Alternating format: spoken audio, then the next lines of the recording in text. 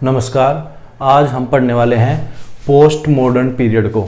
जैसे ही हमारा modern period ख़त्म होता है और सेकेंड वर्ल्ड वॉर ख़त्म होता है तो 1945 के बाद जो हमारा इंग्लिश लिटरेचर में जो पीरियड आता है हम उसे बोलते हैं पोस्ट मॉडर्न पीरियड, यानी कि मॉडर्न पीरियड के बाद आने वाला post modern period.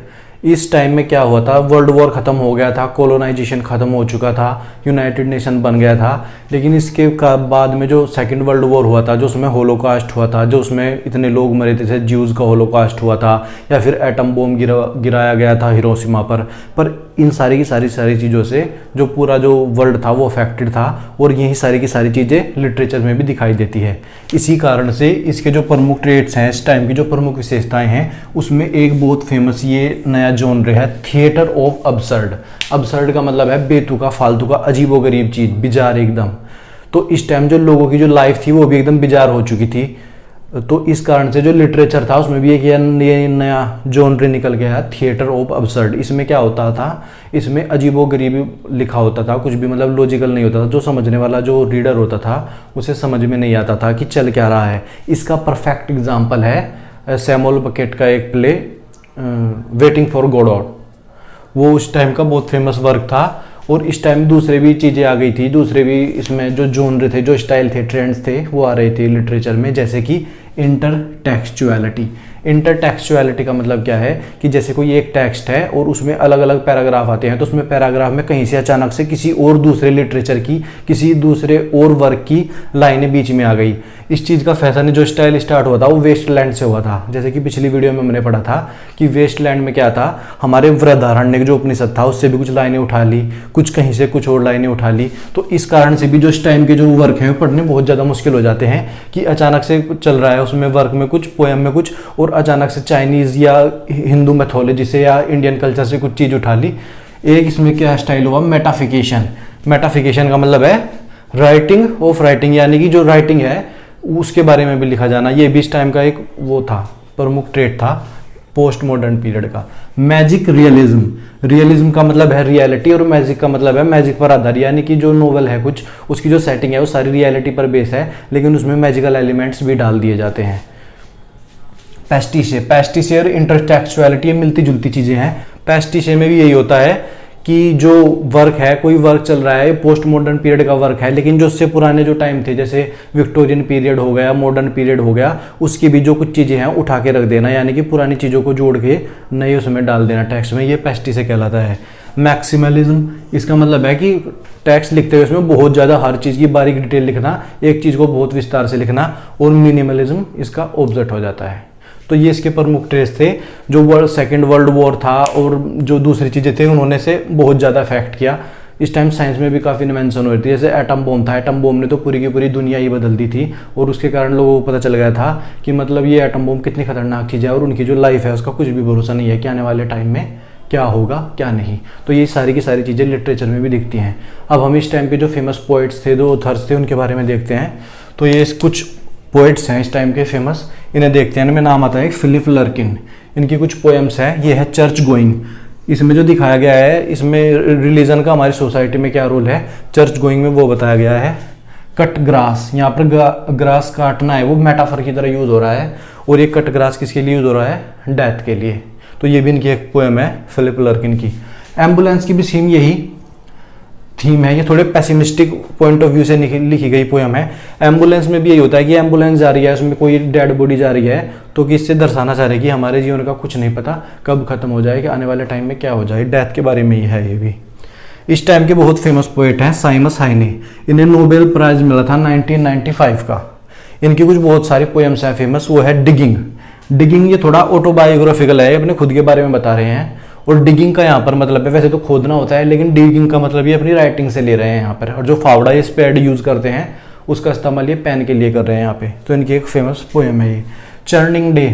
Churning day में जो हम, चर्निंग का मतलब है मथते हैं, लस्सी में लस्सी को मत कर उससे मक्खन निकालते हैं, उसे चर्निंग बोलते हैं। तो चर्निंग डे में भी ये अपने पुराने टाइम की याद करते हैं, और उस पोएम में उसी चर्निंग डे के बारे में लिखा हुआ है।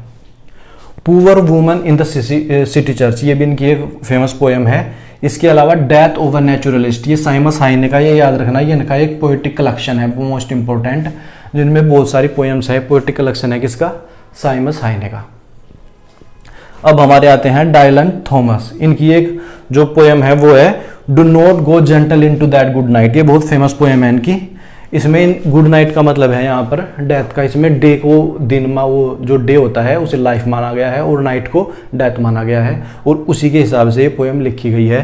तो do not go gentle into that good night, यानी कि जब मौत आती है तो यह आसानी से मत मर जाना, संघर्ष करना अपने जीवन के लिए। उसके इसमें इसी बारे में लिखा हुआ है इस पोएम में।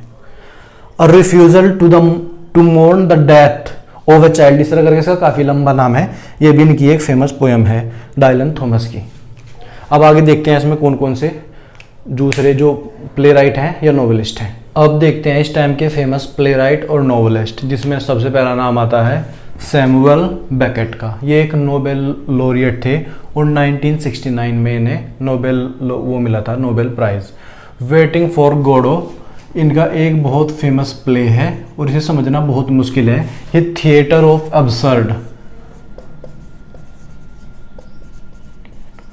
अब्सर्ड का परफेक्ट एग्जाम्पल है।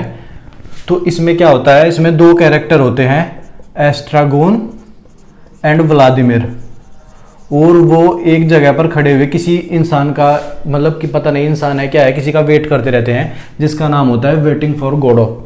तो मतलब उस कैरेक्टर का नाम होता है जिसका ये वेट करते हैं गोडो, और उसकी वेट करते हुए बहुत अजीबोगरीब हरकतें करते हैं, पागलपन भरी हरकतें करते रहते हैं, और सुबह से शाम हो जाती है, फिर ये अगले दिन फिर इसी तरीके से वेट करते रहते हैं और गोडो कभी नहीं आता।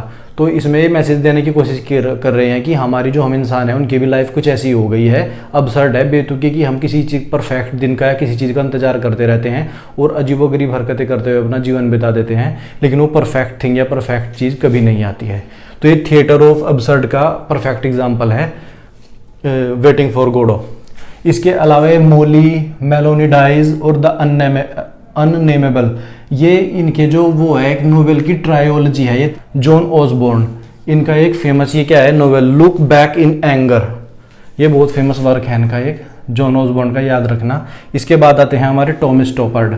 इनका ये प्ले है टॉम स्टॉपर्ड का रोजेनक्रेंट्स एंड गिल्डेस्टर्न आर डेड। ये जो हैमलेट में होते हैं रोजेनक्रेंट्स एंड गिल्डेस्टर्न, ये वही वाले हैं, और ये इनका एक कॉमेडी प्ले है टॉम स्टॉपर्ड का। ये काफ़ी इंपॉर्टेंट है, याद रखना। ये टीजीटी के लिए भी काफ़ी इंपॉर्टेंट हो जाता है, क्योंकि इसमें जो कैरेक्टर है ना उनके बारे में लिखा गया है। इसके बाद हमारे अगले नोबेल लॉरिएट आते हैं। 1954 में इन्हें नोबेल प्राइज मिला था, the Lord of the flies. ये एक नोवेल है, the Lord of the flies, जो हमारा LT ग्रेड है उसके सिलेबस में भी है। इसमें क्या होता है, कुछ बच्चे एक टापू पर पहुंच जाते हैं और वहाँ पर एक बच्चा होता है जो उनका हेड बन जाता है, उसी के बारे में ये नोवेल लिखा हुआ है। इसके बाद आते हैं जॉन फॉवल्स। इनका एक ये वो है नोवेल बहुत फेमस, फ्रेंच लेफ्टिनेंट्स वुमन। और ये जो फ्रेंच लेफ्टिनेंट वुमन है, जो पेस्टी से मूवमेंट थी, उसका एक एग्जाम्पल है, क्योंकि इसमें जो थीम है वो विक्टोरियन पीरियड की है, और विक्टोरियन पीरियड की थीम पर ये लिखा गया नोवेल है फ्रेंच लेफ्टिनेंट्स वुमन। तो इस तरीके से हमारा पोस्ट मॉडर्न पीरियड खत्म होता है। तो इस तरीके से हमारा सीरीज ऑफ इंग्लिश लिटरेचर जो चल रही थी वो खत्म होती है। अगर आपको वीडियो अच्छी लगी है तो चैनल को सब्सक्राइब जरूर करना, क्योंकि हम इसके बाद और ऐसी अमेजिंग टॉपिक्स लेकर आएंगे इंग्लिश लिटरेचर से रिलेटेड, जो आपकी TGT PGT एग्जाम के लिए बहुत इंपॉर्टेंट होने वाले हैं। तो ठीक है, जल्दी मुलाकात होगी ऐसी वीडियो में। तब तक के लिए टेक केयर, जय हिंद।